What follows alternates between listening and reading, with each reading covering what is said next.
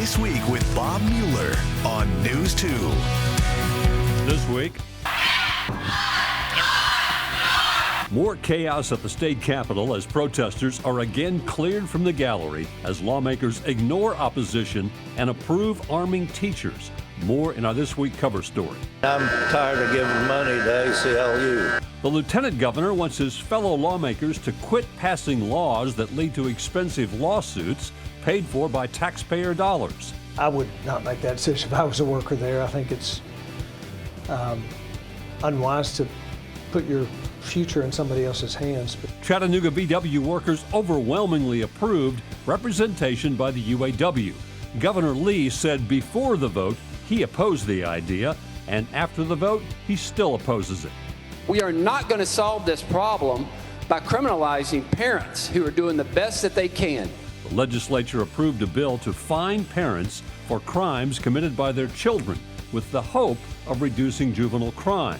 Opponents say it hurts families. Kids can't walk to school without having to dodge needles or waste. Citizens can't go to the park without confronting open drug use. And the U.S. Supreme Court takes on how cities deal with the homeless.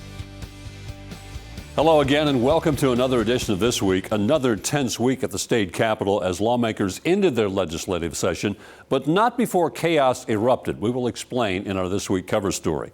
The Supreme Court debates how cities deal with the homeless. The governor on the successful win of the UAW in Chattanooga, but we begin with the lieutenant governor on too many expensive lawsuits caused by lawmakers approving too many controversial pieces of legislation.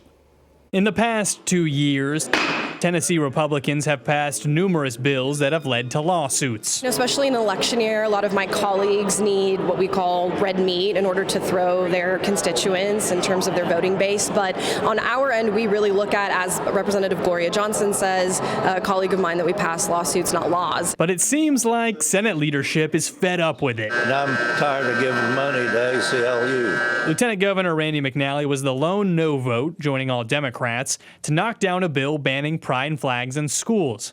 A number of Republicans also elected not to vote, causing the bill to fail. I talked to the Attorney General. He said, unamended, it was facially unconstitutional. The state is currently engaged in several lawsuits as a result of bills Republicans pushed through last year, like a ban on children's transgender care or outlawing certain drag shows. Democrats say they continually warn Republicans about potential suits, but they go unheard. And though there are seemingly fewer bills that may end up in litigation this year, that doesn't mean there are none. A bill to criminalize taking a minor out of state for an abortion without parent permission, or one to allow the death penalty for child rapists are both sure to draw scrutiny. In the next few weeks, few months, we might see a lot of these, this legislation from this particular session meet its match when it comes to litigation. This year, the Senate has treaded far more cautiously, batting away some House bills that could draw suits, like the flag proposal. I think it's best that we kind of stay away from those issues that draw the lawyers to sue the state. In Nashville, Chris O'Brien. Legislation approved by lawmakers would fine parents if their child commits a crime. It's called the Parental Accountability Act. News 2's Tori Gessner explains why supporters believe it could help bring juvenile crime down and why others say it will only hurt families. Car theft, assault, murder. They're crimes kids are accused of committing. Republican Representative John Gillespie wants to put pressure on their parents, proposing they pay up. This is about accountability and making sure that parents know where their loved ones are. For the most part, they do, but they're turning a blind eye in some cases. Gillespie's bill would give judges the power to fine parents and guardians up to $1,000 after their kid's second criminal offense. It does not require anyone to do anything. It is just simply allowing a judge, whether they're in Knox County or Shelby County or anywhere in between, adding this to the toolbox. The money would go to law enforcement to help cover the costs of juvenile crime. According to the latest numbers from Metro Police, juvenile curfew arrests are up in every precinct this year compared to this time last year. Truancy arrests are up in all but 2 precincts. But some worry this bill would only hurt families, especially ones with foster and single parents. You should know the challenges they're facing in the community and the home. We are not going to solve this problem by criminalizing parents who are doing the best that they can. Others argue this bill also doesn't provide any resources to help the parent make sure the child doesn't get arrested again. Despite that, it passed 72 to 24, now heading to the governor's desk. The U.S. Supreme Court heard arguments this week in a case that could impact how cities address homelessness. The case drew hundreds of protesters to Washington. Here's D.C. reporter Maddie Beertemple. Housing now! Hundreds of homeless advocates rallied outside the Supreme Court as justices heard arguments over whether the city of Grants Pass, Oregon, can punish homeless people for camping in public spaces. Throwing somebody in jail for using a blanket in the middle of the freezing winter. Demonstrators say fining or jailing homeless people makes it harder for them to find housing. Inside the courtroom, Justice Elena Kagan suggested that Grants Pass's laws went too far. It seems like you're criminalizing a status. But Chief Justice John Roberts asked if homelessness should be a constitutionally protected status. If someone is homeless for a week and then finds available shelter, is that person homeless when he's in the shelter? This case comes after a lower court ruled in favor of the homeless population, calling it a cruel and unusual punishment to fine and jail someone who doesn't have anywhere else to go. Grants Pass lawyers urge justices to overrule that decision, which has fueled the spread of encampments while harming those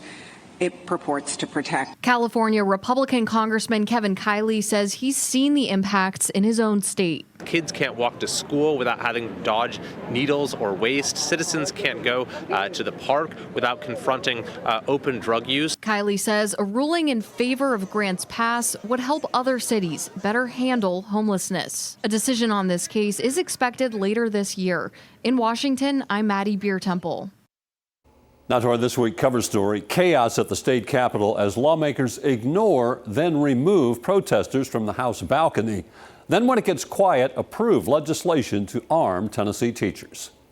Today saw the passing of House Bill 1202. Today, my death sentence was signed by everyone in that building who voted for it. Set to the backdrop of chanting protesters, state House Republicans voted to arm Tennessee teachers.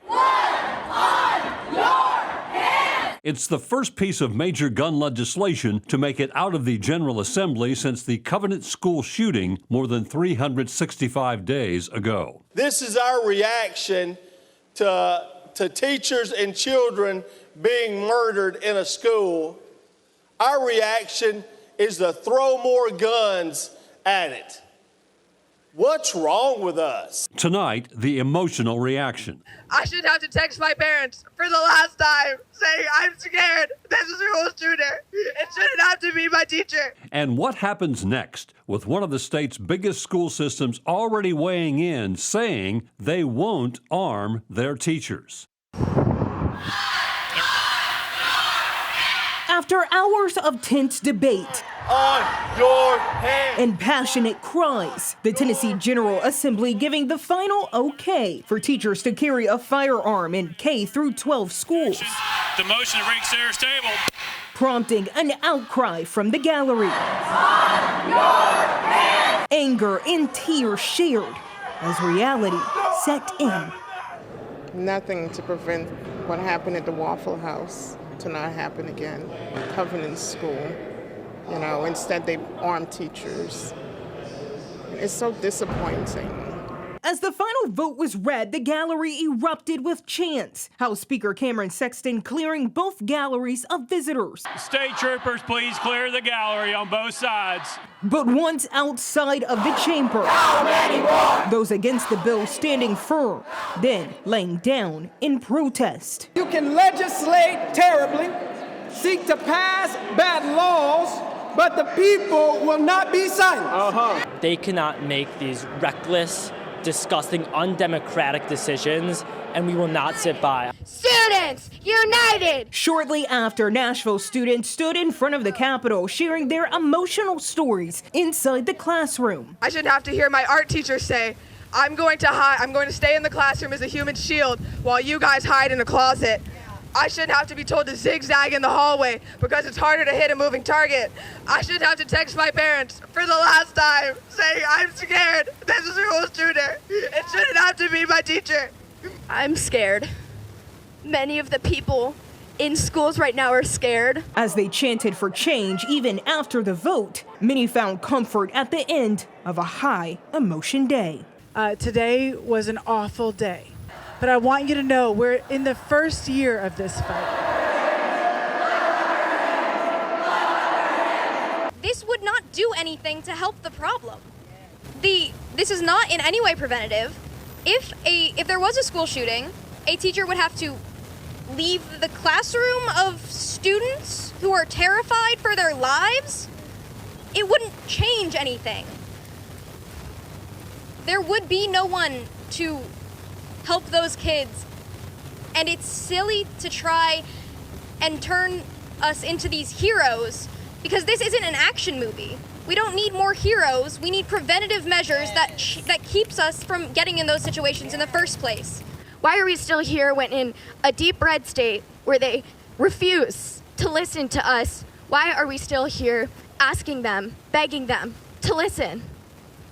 With my dying breath, I will be here defending my teacher's right to not be EMTs in classrooms, my teacher's right to not be armed law enforcement in classrooms. I will be here defending the students' right to not be intimidated by the fact that their teacher may have a gun. We want to be safe in our schools, and I promise that the generation of Covenant, I promise that the generation of Sandy Hook, of Parkland will remember the terror of growing up, experiencing lockdown drills. I promise you we will remember that when we cast our ballot. So even if it's not this election, even if it's not next election, you will be voted out. Stay with us. This week continues in a moment.